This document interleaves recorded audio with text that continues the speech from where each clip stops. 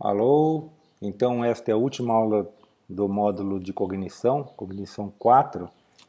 A minha ideia aqui é falar um pouco da questão filogenética. Nós tratamos bastante da cognição no aspecto do indivíduo, como isto aponta para processamentos que estão entre a psicologia e a neurociência, que acontecem dentro do indivíduo, na escala individual. Então, este último módulo, eu queria discutir um vídeo do David Huron, de 40 minutos, que ele fala sobre música, cultura e comunidade. Então, esses aspectos, indo mais para esse aspecto social da música e da cognição musical, consequentemente. É, então, aqui tem o link para a palestra dele, é esta daqui, Música, Cultura e Comunidade. Isso aconteceu há 10 anos atrás. É uma palestra, como sempre, muito interessante da parte dele, né? Ele tem essa, essa habilidade de explicar assim de uma maneira muito interessante.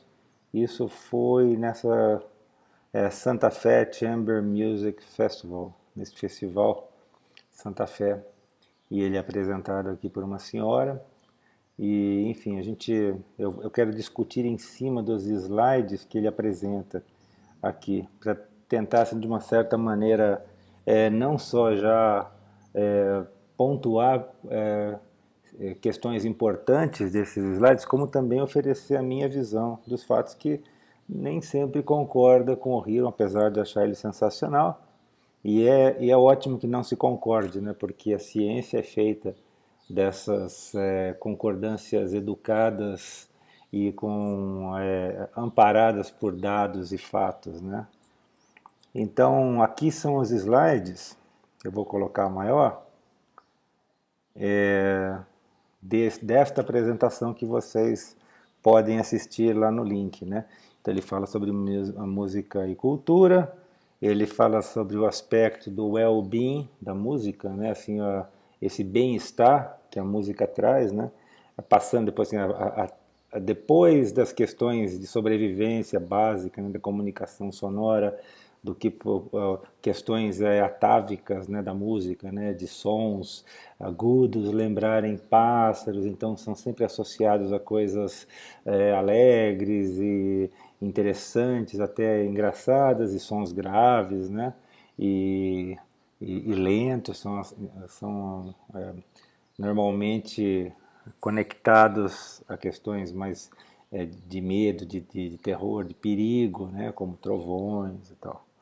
E então essa questão da música como um sentimento de um objetivo, né, uma purpose. Desculpa que é difícil para mim eu ler inglês e pensar em português. Eu dou uma travada quando eu penso isso. Algumas vezes, provavelmente, porque são 50 slides, são mais de 50 slides aqui. Então, provavelmente, eu vou acabar falando em inglês algumas partes que fica mais rápido e melhor do que ficar gaguejando, né? Tentando achar a tradução. Então, esse sentimento de propósito, sentimento de pertencimento, né? Que é uma coisa muito interessante no aspecto social, porque como animais sociais que somos, esse sentimento de pertencer a um grupo, a uma tribo, a uma comunidade, a um grupo, a um clube, a uma religião, isso é algo que completa, né, que nos completa, uma família, né? Então, o ostracismo, né, o isolamento de tudo é uma coisa que é particularmente dolorida para o ser humano, né? E então a música promove esse sentimento de pertencimento, né? Sensação de conforto e segurança que para mim deriva da questão do pertencimento. Ah, o sentimento de ser respeitado e valorizado, que obviamente também tudo está relacionado a essa questão do pertencimento, né? Não vou nem, eu ia falar um negócio bíblico aqui, mas deixa para lá, porque eu não sou religioso, então as pessoas podem me confundir. Mas enfim, a aventura e experience, experiential wealth. Um, aventura e Experiential wealth, eu acho que ele quer dizer aqui essa questão da gama de possibilidades de ação que o indivíduo tem no sentido esse, no sentido de wealth, não no sentido de rico, mas no sentido de uma vida rica, né? Que você pode ir e vir, que você pode fazer coisas, você tem uma liberdade, né, de ações dada pelas circunstâncias, sejam elas financeiras ou físicas ou mentais.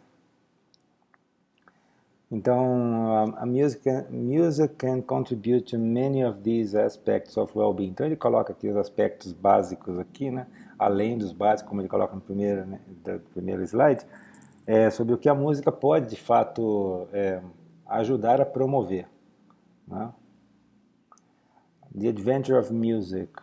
Então, o valor hedônico, né, ou seja, o prazer em si, né, da música é importante, mas não é tudo, né, que a música e a arte como um todo faz, né? A arte pode desafiar a gente, né? Pode inclusive insultar. Eu não sei se eu concordo muito com isso, mas ela pode ser de fato desafiadora. Eu acho que esse é um ponto importante, sim, que a arte não está necessariamente só para ter um prazer hedônico, mas eu acho que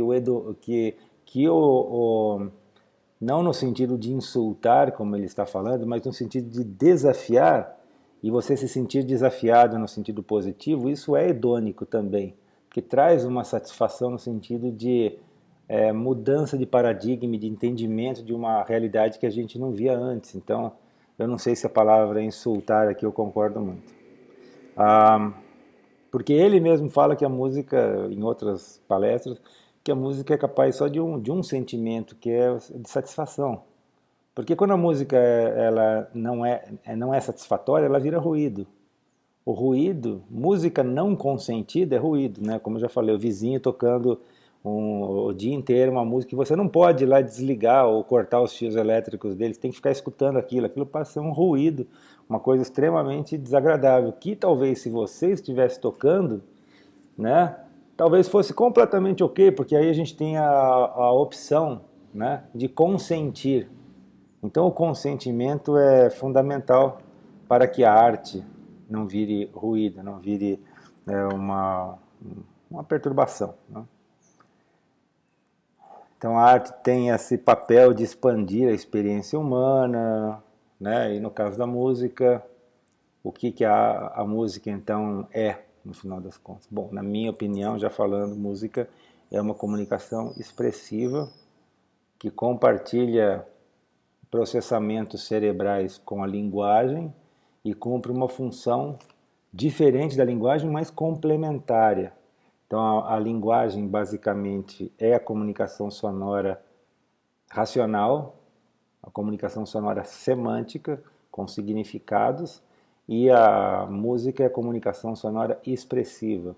E isso está ligado como o nosso cérebro está organizado, que tem o córtex, que é a última camada do cérebro, que está aqui na beirada, quase que encostado aqui com a meninge, com os ossos, né? Que, inclusive aqueles processos de escaneamento cerebral que o pessoal da UFABC faz, é fácil eles escanearem a parte cortical do cérebro, que é a mais externa, né?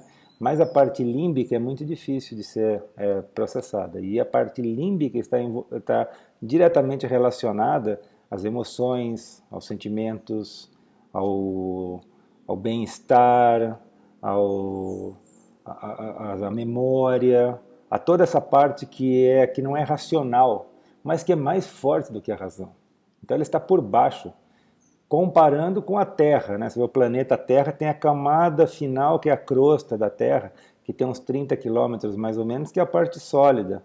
Lá para dentro, depois lá, acho que são 6.000 quilômetros, se eu não me engano, de raio da Terra, é lava, milhares de graus, processos completamente caóticos, inesperados, e de vez em quando um vulcão explode inesperadamente.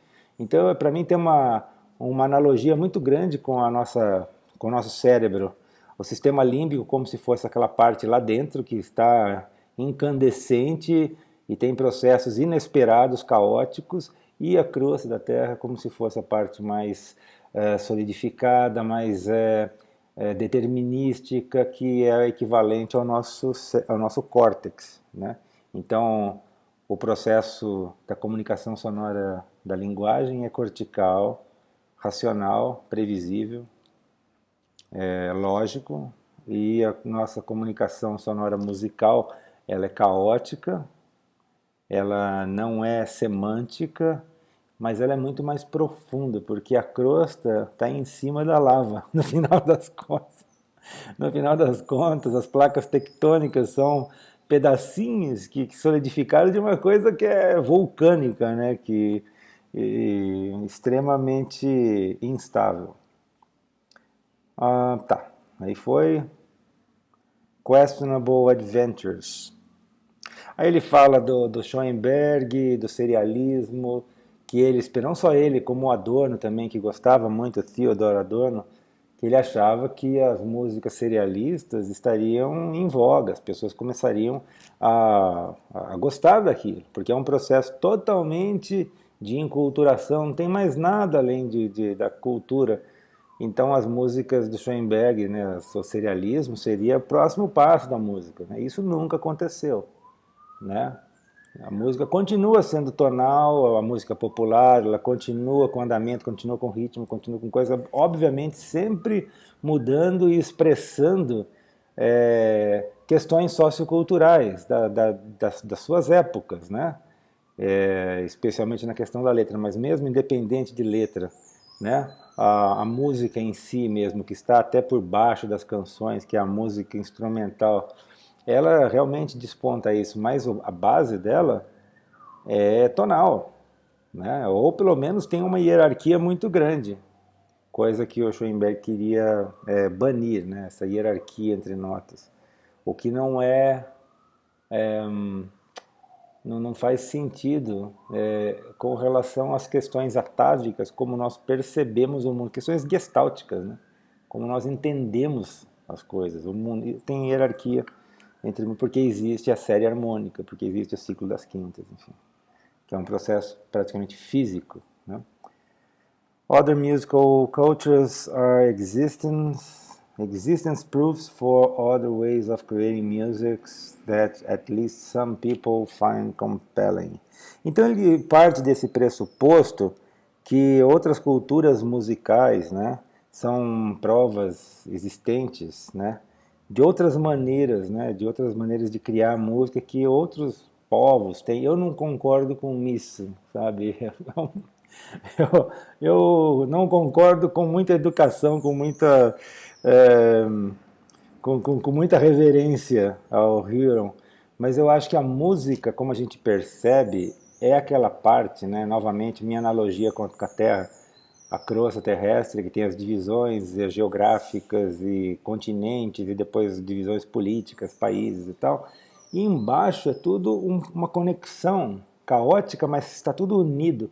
E a música como comunicação, a gente percebe que ela vai apelando para essa comunicação que nos irmana como espécie humana. Eu tive essa experiência na minha vida, que foi muito interessante, né? Quando eu saí, fui morar fora, e aí conheci alguém de uma cultura distante, então, um sueco, depois um americano, depois um finlandês, depois um taiwanês, né? Estou colocando no gênero masculino, mas tinha, né? Taiwanês, finlandesa, finlandês. E inicialmente me dava sempre aquele aspecto de, nossa, como será que eles pensam? Como será que eles agem? E conforme você vai convivendo, a gente vai vendo cada vez mais que todas as pessoas são iguais abaixo dessa camada racional, linguística, que separa. A parte emotiva é muito parecida. Todo mundo quer as mesmas coisas, tem os mesmos tipos de sonho, teme os mesmos tipos de resultados infortuitos. Então a música para mim é aquilo que emana nós, como um sentimento humano que é muito parecido, independente das regiões, da etnia e tal. Quanto mais você vai olhando no fundo, mais parecidas as pessoas são. E aí ele coloca nesse caso, que para mim eu acho que é uma falha da maneira dele de pensar, ou talvez até intencional, a música como uma comunicação parecida com a linguagem. Se tem tantas linguagens diferentes E quando você isola um grupo de pessoas, parece que nasce uma nova linguagem, sempre tem essa tendência de isolar, né, de linguagens. Ele coloca a mesma coisa para a música, então como se a música fosse também, desse mesmo jeito, uma comunicações que naturalmente eles vão isolar. Eu não vejo dessa maneira, eu não vejo dessa maneira, eu acho que é o contrário.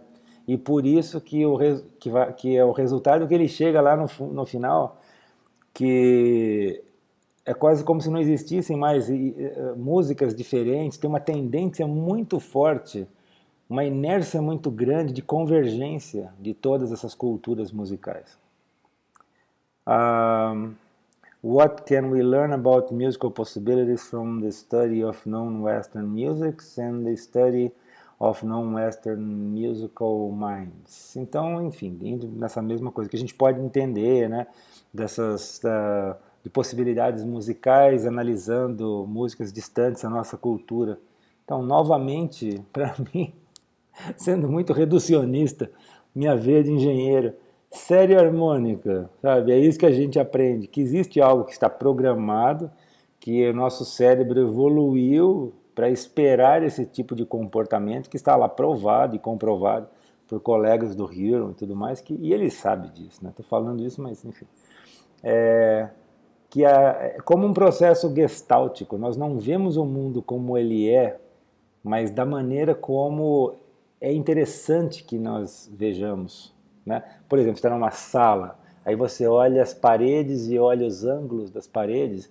A gente sabe que na maioria das salas o ângulo, né, entre a parede e o teto é reto, né, 90 graus de uma parede para outra, 90 graus, como um cubo, né, dentro de um cubo. Ou aí você desenha um cubo, que quando a gente desenha na perspectiva, aquele ângulo não tem 90 graus. E quando a gente olha para as paredes, se você olhem agora para as paredes, você vai ver que naquele ângulo que você sabe que tem 90 graus, você não está vendo 90 graus, está vendo mais que isso ou menos que isso, dependendo da perspectiva que está aí. Ninguém sai correndo, ninguém pula pela janela por causa desse negócio. Está tudo bem, o mundo continua fazendo sentido.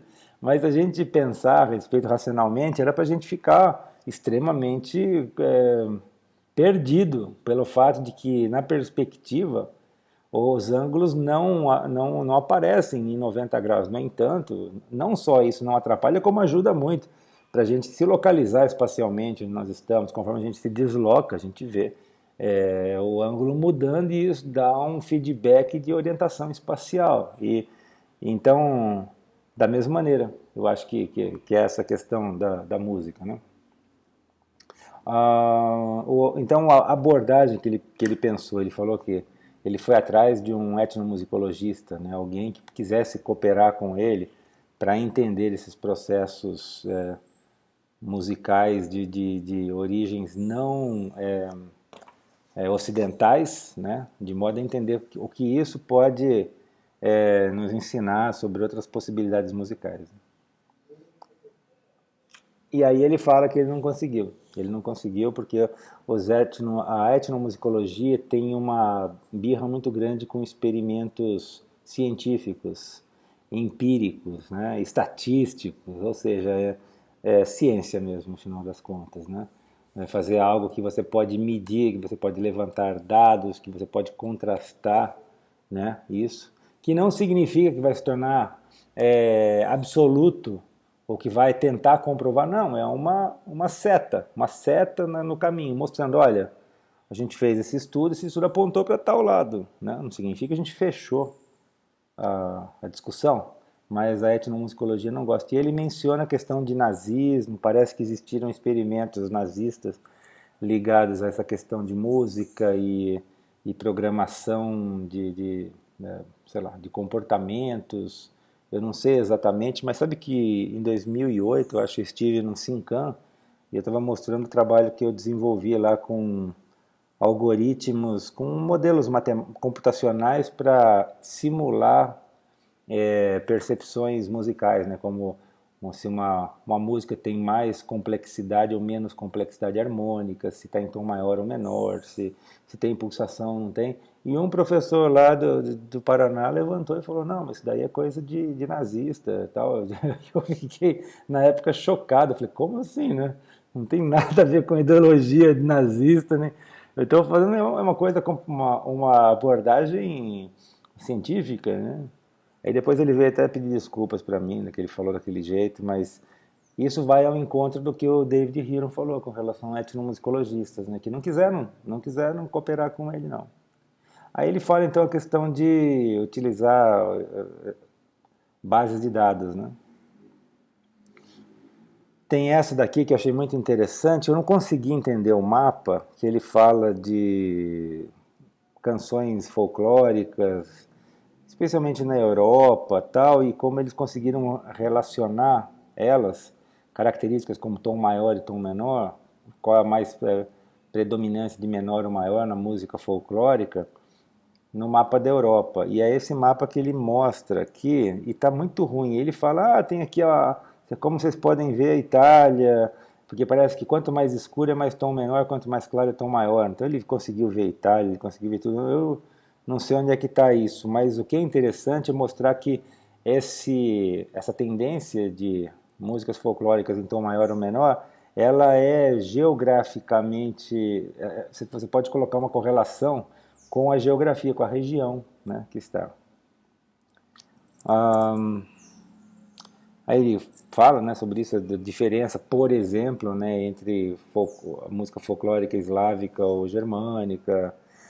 Ele fala sobre essa questão do, do, da diferença de 15 graus entre leste e oeste, né, que distingue as melodias, né, e a greater variety of phrase terminate. Ele fala isso também, que tem uma distribuição geográfica em canções que terminam na tônica e outros que não terminam na tônica, que vai e termina na tônica, então também tem isso.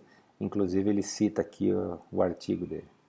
Aí ele fala daquele trabalho que a gente viu umas 2 aulas atrás, do Ani Patel, da, da correspondência entre a língua francesa e a língua inglesa, né, que a língua francesa é mais ritmicamente regular, a língua inglesa tem mais variações e, consequentemente, isso aparece na canção popular, nas músicas folclóricas ou conhecidas, né, francesas e inglesas, né? Então ele fala aqui que para o francês, para o ouvido francês, o inglês soa como se fosse um mosquito voando ao redor, e no caso a música, o francês, para o inglês soa como uma máquina de costura.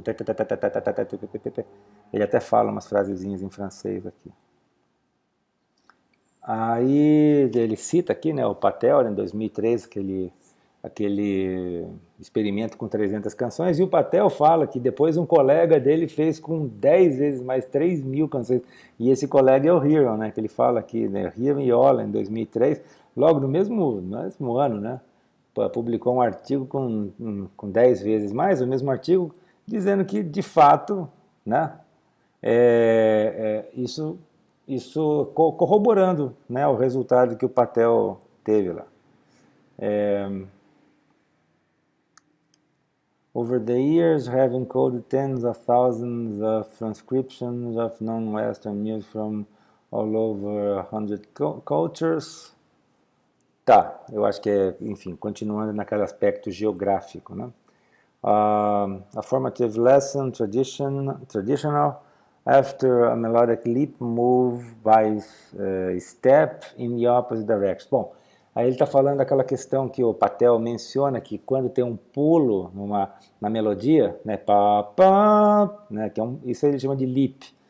Agora, quando é para, ele chama de step, né? Então, step é perto, o leap é um pulo, é maior. Quando tem um pulo de um lado, a tendência é da melodia voltar, né? After a melodic leap, move by step in the opposite direction. Que faz sentido essa parará, né? Parará, pará, respeito a essa tendência. Most intervals are steps, so the critical claim is post, skip, reversal. After a melodic leap, change melodic direction. Ele fala dessa teoria do post, skip, que é depois de um pulo, a tendência de um passo para o outro lado. E aí ele menciona uma outra possibilidade que seria a regressão para a média. E aí a gente vai ver o que é isso. Então tem essa partitura aqui, tem esse pentagrama, e ele coloca na linha aqui, que se fosse clave de sol seria o Si, a linha da média. Então é a média do pitch no caso de uma melodia. Então, por exemplo, ele sai desse Si e pula para o Sol, então ele está na média e vai para longe da média. Outra possibilidade é estar abaixo da média e ir para cima da média, a outra é estar abaixo e ir para exatamente para a média, e a outra é um pulo abaixo da média. E aí, nesse caso, pelo post-skip, né, assim, é o seguinte, pulou de um lado, vai para o outro, independente de onde está a média. E a teoria do Hero é que não, é que ele está sugerindo isso, né? E depois prova. Ele começa sugerindo, depois ele fala, é isso mesmo, é a regressão para a média. Então, no caso aqui, se você pula da média para cima, pelo post-skip, teria que descer. Tá, isso vai acontecer. No caso do post-skip ou no caso da regressão para a média, porque a média está embaixo. Quando pula aqui para cá, também vai descer, mas com menos tendência, menos força, assim, ou seja, analisando, sei lá, centenas de músicas, vão ter menos músicas fazendo isso do que essa com muita força, essa com menos força, essa aí no caso fica meio que elas por elas, porque ele está pulando para a própria média, né? Se fosse a regressão, se fosse o skip, não, teria que ir para baixo, se fosse a regressão, teria que ficar igual, e essa daqui ele teria que continuar subindo, porque ele ainda está lá, ele não chegou no si. Bom, aí ele mostra aqui o resultado que ele fez aí com centenas de músicas e tal. Tem aí, eu não sei como é que essa porcaria não sai da frente. Eu queria, tá aqui, Here and Vol Hippel, de 2000, que ele prova que nesse último caso que eu falei, de fato o cinza aqui, que não é escuro, é na mesma direção que seria o caso da regressão para a média. Então ele comprova que é isso mesmo, que é a questão da média, não a questão da esquerda. After accounting for a regression to the mean, there is no residual consistent that post-skip reversal, ou with post-skip reversal, ou seja, é isso que eu acabei de falar. O que funciona mesmo é a regressão para a média. Então a melodia não, o melodic leap are not followed by a change of direction more than would be expected by regression to the mean. Então, this is true for music spanning 5 centuries, ou seja, por toda os 5 séculos de tradição musical europeia, né? Isso acontece. However, Western cultivated listeners expect melodic leaps to change direction.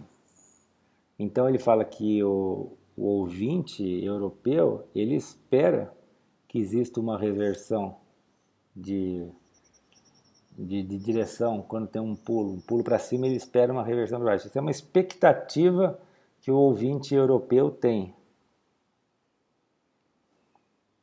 There are patterns that are perceived by listeners that do not exist in the music. So, o que ele está querendo dizer com isso é o seguinte, que o ouvinte, ele espera essa mudança de direção, só que isso, estatisticamente, não acontece na música. O que acontece na música é regressão para a média, é voltar para a média, e o que se espera, o ouvinte espera, então existe um mismatch, uma diferença entre o que a gente espera como ouvinte e o que de fato acontece na música. Então ele fala aqui, there are objective patterns in music that are not perceived by listeners. Então ele dá como exemplo serialismo do Schoenberg. Então tem padrões, e isso acontece muito na música eletroacústica, música tonal. Eu toda vez ia nesses concertos e tal, e a pessoa toca aquilo para ela, para o compositor, ou para os que estão ao redor, que acompanham o trabalho, tipo alunos e tal. Aquilo faz total sentido, porque eles estão acostumados, eles têm esse glossário, vamos dizer assim, glossário de padrões musicais, que aquilo faz sentido. Então, tem os padrões, né, na música, mas que não são percebidos pela maioria dos ouvintes. O que isso faz com que a música, nesse sentido, se aproxime da linguagem, porque começa a existir padrões semânticos, assim, entre aspas, que eu estou fazendo aqui com a mão, que, que colocam, que estabelecem que se você não tiver enculturado com aquilo, se você não souber aquilo, por isso que chama música erudita, você tem que estar erudito, você tem que aprender aquilo passa a não fazer sentido. Então, repercussões, né? Studying the sound recordings and transcriptions, as anotações, né?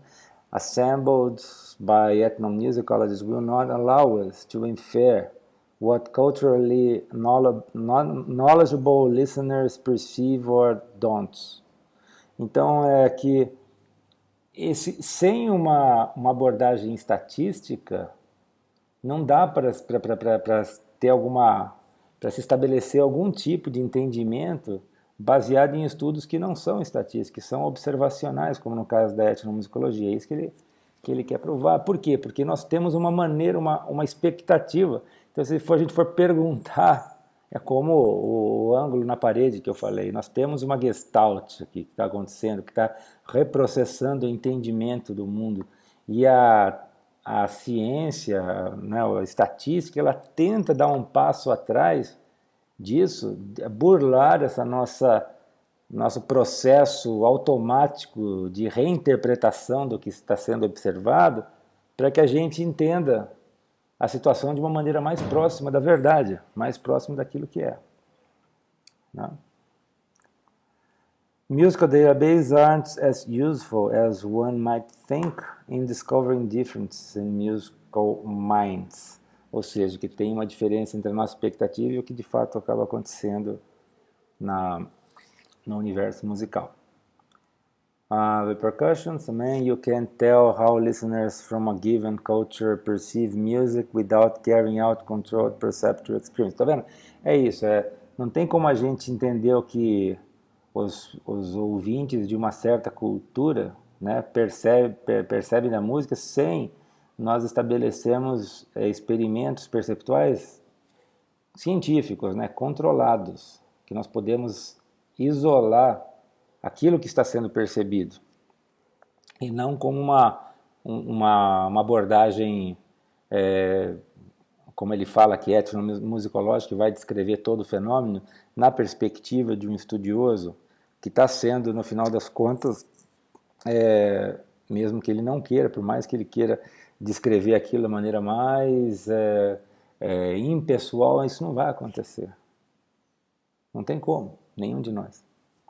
Então, capítulo 2, então, ele fala de fazer alguns estudos de cross-culturais, né? E, novamente, tentar achar um etnomusicologista para ajudar, para colaborar nesse estudo.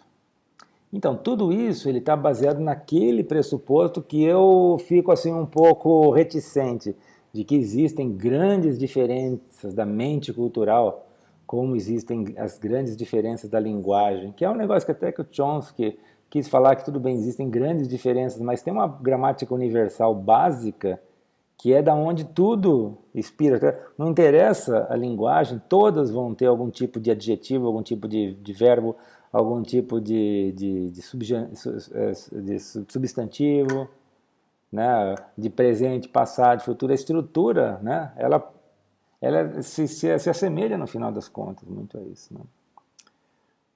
Bom, aí ele procurou 3 etnomusicologistas que foram muito simpáticos com a ideia dele, porém decidiram não colaborar. Olha que interessante, com medo do ostracismo que eles sofreriam dos seus outros colegas etnomusicólogos. Então, se eles entrassem nesse barco científico de fazer análises estatísticas, né, baseadas em fatos, né, e em vez de opiniões, eles poderiam sofrer as consequências do ostracismo. Né? Então eles não foram.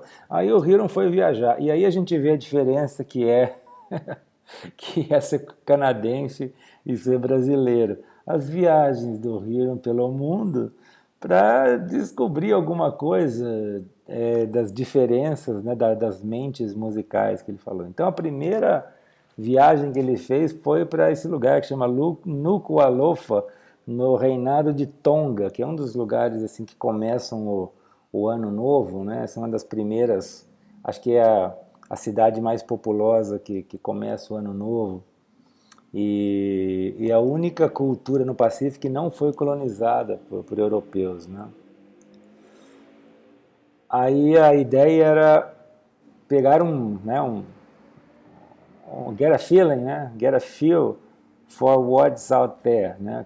Ver como é que é, né? Eles considerando que eles não foram colonizados, né? Como que eles percebem música, como é que é a música deles. Só que aí ele viu que a música deles é extremamente influenciada pela cultura europeia. Estou colocando aqui um pouco onde é que fica Tonga, tá vendo? Só para vocês terem uma noção aqui do mapa, aqui é o Pacífico, aqui é a Austrália, né? E é longe, pacas, né? Longe de tudo. Aqui acho que é Nova Zelândia, Tonga fica aqui, tá? Bom, a segunda viagem dele foi para essa região Havari Region, no Amazonas, entre o Brasil e acho que é Bolívia, alguma coisa assim. Tá aqui a região Havari. Ele tirou agora, não sei porque ele faz isso. Tirou, não está deixando. Quando você clica, some a ponta. Aqui é a terra indígena, Vale do Ravari, que ele fala, inclusive, que é proibido ir lá, que tem que ter autorização e tal. Ele estava procurando uma cultura pristine, né? Assim, intocada, né? Que não fosse familiar com a música europeia, com a música pop, né? Música comercial. E ele viu que é mais difícil do que ele achava, porque eles encontraram pessoas andando, todo mundo tinha rádio transmissor, todo mundo conhecia, ele fala o nome de alguns cantores aí, pops aí, e todo mundo conhecia porque as pessoas ficam obstinadas naquela floresta, no meio daquela região distante de tudo, com radinho de pilha, tentando captar alguma coisa quando tem lá, que tem as condições corretas da ionosfera, as ondas de rádio elas refletem e vêm, né, seja de Manaus, seja de Quito, e aí eles escutam, e todos eles conhecem, aquilo é extremamente interessante para eles. Né? Aí para mim já me aponta para isso que eu falo. Eu acho que não tem tantas diferenças, pelo contrário, eu acho que o que ele tem que descobrir é que existe algo, como novamente o negócio abaixo da crosta terrestre, que está tudo conectado, e é caótico e conectado, e unido, e a música tem muito disso para mim. Por isso que a música é tão difícil de ser definida, né? Filósofos meio que fogem de estudarem a música, né? Como que a música, porque ela não é racional. A terceira viagem foi para as Ilhas Cook, que ver o que as pessoas consideravam como música tradicional. People are unaware of the extent of westernization of traditional music. Tá, Ilhas Cook tá aqui, mostrando, é bem perto lá, perto. Não é perto, né? Perto, assim, uns poucos milhares de quilômetros de distância, lá de Tonga, né? Nessa região também aqui. Nossa, como tem água no planeta, né? Impressionante isso. A outra viagem foi para essa Filonovskaya, Volgograd, a província de Volgograd na Rússia. E aí eles têm lá as canções de Cossack, né, dos cossacos, né? E eu não consegui, eu procurei aqui para ver para tocar, mas eu não achei essas canções folclóricas. Tem canção cosaque, mas é da União Soviética, né? Tem um monte de gente fardada aqui tocando com cara de ditadura. Então eu não resolvi não tocar, mas essa não é exatamente isso. É uma música que ele fala que parece heavy metal improvisado, que é uma música que todo mundo canta muito agressivamente, muito alto, e as pessoas todas com mais de 80 anos de idade que conhecem e tal, e essa senhora que estava lá, que recebeu eles e tudo mais, ele conta até que depois que ela falou, pá, agora que foi registrado tudo isso, agora eu posso morrer. E um mês depois ela morreu. Então teve muitas outras viagens maravilhosas. Teve viagens para a Micronésia, né? também coletar dados de covariação da inculturação da música. Então é um método de covariate enculturation, né? da covariável, da inculturação covariável. Eu achei sensacional essa ideia. O Hiron, como sempre, me surpreende. Que é assim, ele chegou à conclusão depois dessas outras dessas outras viagens que assim, tá bom, não tem como a gente encontrar uma cultura pristine, né? Uma cultura espera um pouquinho só. Então, é difícil encontrar uma cultura que não tenha nenhuma influência da música europeia. Então, que tal se a gente pegar e estabelecer uma maneira de medir o grau de enculturamento europeu numa região tipo a Micronésia, lá, que tem 300 ilhas colonizadas e milhares de outras ilhas, da mais enculturada até a menos enculturada que a gente pode encontrar. Mesmo a última vai ter enculturação, mas é menos. Aí a gente isola essa variável da enculturação para tentar separar aquilo que não é enculturação. Pô, brilhante a ideia do cara, né? Bom, enfim, medir o grau de ocidentalização das culturas, então, ou seja, experimentos idênticos, né, em cada local, e usar esse grau de ocidentalização as a covariável para análise de dados. Aí ele vai fazer esse método estatístico aqui. Western influence behaviors will exhibit positive regression with degree of westernization. Então ele fala da Micronésia, que tem lá as 300 ilhas inabitadas, fala das culturas, aí depois ele fala aqui dos países que falam 30 linguagens e a língua, o inglês é a língua franca. Tem o processo de globalização, que medir o grau da música da ocidentalização. Ele fala de amostras do que toca na rádio deles e amostras do que vende, né, em CDs e tal. Na época ainda existia CD. Talvez lá ainda exista mais do que aqui. Hoje em dia a gente nem sabe o que é isso, né? E aí ele viu que tem uma correlação muito grande entre o que toca no rádio e os CDs que são vendidos, o que para mim não é muita surpresa, porque as pessoas compram o que escutam, né? Vai sair da frente. Então o grau de ocidentalização, essa Kwajalein é a mais ocidentalizada que ele falou, que parece um distrito de Boston, porque a maioria das pessoas que estão lá também são de Boston, são engenheiros, tem uma estação de radar lá e a maioria são engenheiros que trabalham nesse negócio. Então, e até a última, que é esse Mog Mog, que é menos enculturada, segundo ele. Esse daqui, o Iliti Atoll, eu não sei o que ele quis dizer com isso. Bom, ele mostra aqui os graus de... Onde é que está? Está aqui. Que a tradição ainda vive, mas nem sempre, que ele está falando dessa senhora aqui que ela conhece a tradição e essa mulher está cantando, ela está cantando onde não devia cantar, todo mundo está quieto, e ela está aqui cantando inicialmente, tal. Aí quando ela canta, ela faz aquela cara de está errado, não sei o que, tal. Enfim. E aí as diferenças culturais, né, que esse cara aqui ganhou, ele estava se aposentando, acho que ele é um padre, inclusive, father, ele chama de father alguma coisa, ele estava se aposentando e ganhou um iPad de presente e tal. Então, enfim. Aí agora começa um monte de slides que ele fala muito, assim, ele praticamente lê tudo isso daqui. Eu vou tentar rapidamente fazer isso, porque tem mais uns 10 slides para acabar.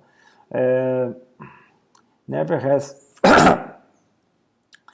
has so much music been so easily available. Go online, you can download, tá.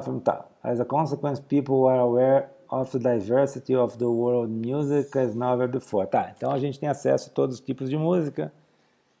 Ok. But this rich cacophony may be the soundtrack to collapse in the diversity of musical minds. Eu não sei se é o fato dessa cacofonia de sons que a gente tem contato, a toda a globalização de som que vai fazer com que as culturas desapareçam.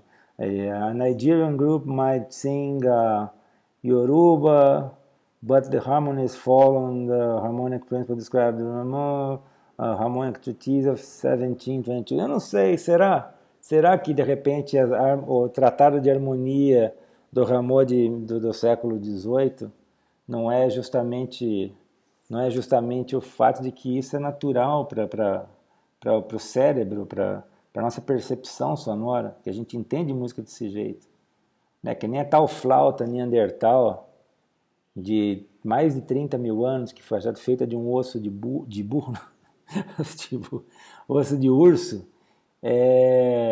Eles reconstruíram essa flauta, ela tem um nome com D, de dado, J, alguma coisa, que é o nome da caverna que encontraram, não tem nada a ver com outras questões que importem, né? Só o nome lá. E essa flauta Neandertal, você coloca lá, flauta Neandertal, quando eles reconstruíram, a escala dela é pentatônica. Ou seja, como é que o Neandertal que fez essa flauta, que nem humano era, ia saber da escala pentatônica e foi enculturado pela tradição pentatônica? Não, isso é uma questão, é como uma martelada no dedo dói e um agrado é bom, é atávico, entendeu? Então eu acho que isso daí fica assim, dançando em volta do ponto. Native American and Navajo singers make valiant efforts to preserve their musical tradition, but to the trained musicologists, their singing bears an unmistakable imprint of Western scales. Tá, as escalas usadas são ocidentais. Eu acho que não, acho que, enfim, como eu já acabei falando várias vezes, né? E isso para mim demonstra como é a mente, vou falar assim, a mente musical, apesar de não saber se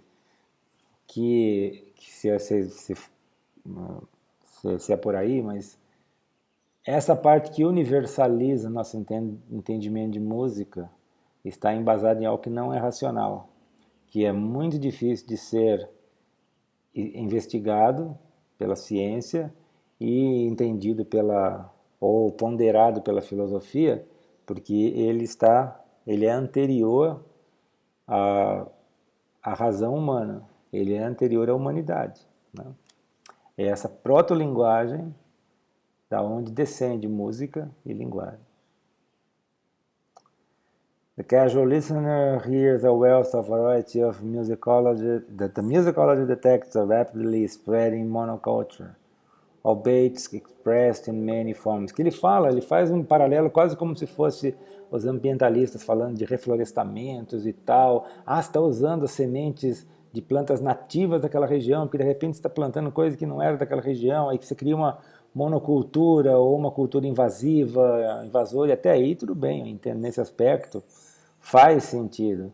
Mas eu acho que não, acho que tudo isso que ele fez prova que a música ela é universal, ela apela para essas questões universais da expressão humana, e a linguagem vai no sentido oposto, no sentido de separar. É como se, na verdade, a música ela espelhasse a verdadeira essência atrás do ego humano, porque o ego, o que é? É o processo separatista, né? Eu estou aqui, você está lá, e depois minha família está aqui, a outra família está lá, depois no meu bairro está aqui, o outro bairro está lá, o meu município, meu estado, meu país, minha cultura, minha tribo, da outra. Então esse embate, essa necessidade de dividir entre o que sou eu e o que é o outro.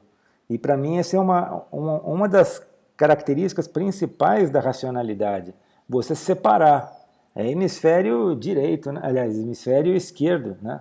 É o processador sequencial, né? Que está aqui, ó, tem o passado, tem o presente, tem o futuro, tem eu, tem o outro, tem minha roupa é uma coisa, eu embaixo é outra.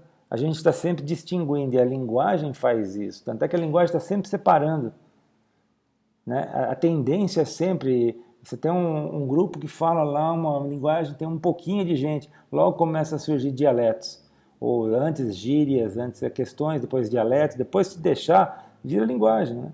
Como Portugal é um pedacinho da Espanha, da Península Ibérica, e virou uma outra linguagem, né? E assim vai. E é o Brasil, outra linguagem do português brasileiro, bem diferente do português europeu. Bom, linguists know how fast language disappear. Musical cultures may be an order of magnitude more fragile. It will be many centuries before the whole world speaks Mandarin. Meanwhile, Western music has swept the globe faster than aspirin. Ou seja, ele está falando que ainda vai demorar para a gente, todo mundo está falando mandarim, porque a China está dominando cada vez mais. Não, não é isso. Eu acho que vão começar a existir dialetos de mandarins e outras linguagens, de repente está falando outros idiomas. Né?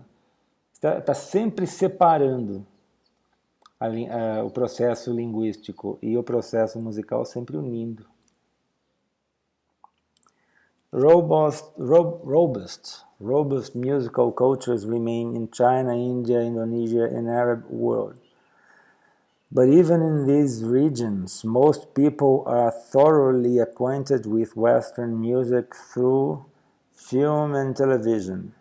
Less robust, difícil a palavra, less robust musical cultures are disappearing rapidly or are showing deep infiltration by Western musical foundations. Então ele fala que na China, na Índia, no mundo árabe, existem tradições, eles preservam, mas isso acontece em todos os lugares. Tem aqui no Brasil a tradição do choro, a tradição da bossa, a tradição não sei o que, as pessoas, e aquilo vira quase que uma religião, né? As pessoas vão lá, a tradição do forró pé de serra, a tradição disso, mas isso não significa que a pessoa assim, navegue em outras músicas. E isso é uma tendência também racional de proteger uma cultura. Pô, o Japão faz muito disso, né? Tem a tradição cultural deles que eles preservam muito forte, ao mesmo tempo eles, desde o pós-guerra, né, caíram de cabeça na cultura ocidental americana, mas não abriram mão da tradição. Né? Então aí é um outro processo muito mais interessante, é quase como se fosse uma linguistificação da musicalidade, né? Uma tendência de separar, de falar assim, não, nós temos essa tradição aqui e vocês têm outra. Eu já vi até esse mau humor das pessoas de uma tradição, quando vem outra pessoa tocando aquilo, eles ficam mal. Eu, quando fui morar nos Estados Unidos, tocava com um argentino que adorava música brasileira, bossa nova, e queria tocar, conhecia tudo, tocava bem. E aí, tudo bem, a gente tocava, mas eu escutava com meus ouvidos de brasileiro que estava legal, mas não era, né? Não tinha a batida exata. Até quando eu comecei a tocar violão e mostrava para ele o que tinha que fazer, ele ficava bravo, né? E aí, quando eu resolvia tocar tango, aquilo era quase que uma afronta, né? Não, sabe? Não é isso. Isso não é tango, isso é milonga. Isso não sei o quê. Você tinha outros nomes. Estava sempre se defendendo, né? E não queria entregar o olho desse jeito. Não, deixa quieto. Isso não é para você. Bom, many have already disappeared, das culturas, né? There remain only a few isolated pockets, such as the highlands of Papua New Guinea and Irian Jaya. Ele está falando das culturas assim pristine, né? Regrettably, most cognitive scientists are ill-equipped to do remote field work, and few ethnomusicologists know how to do an experiment. Tá, ele está novamente falando aí que etnomusicologista não gosta de fazer ciência. Né? This situation must change rapidly if we are to have much hope of glimpsing the range of possible musical minds.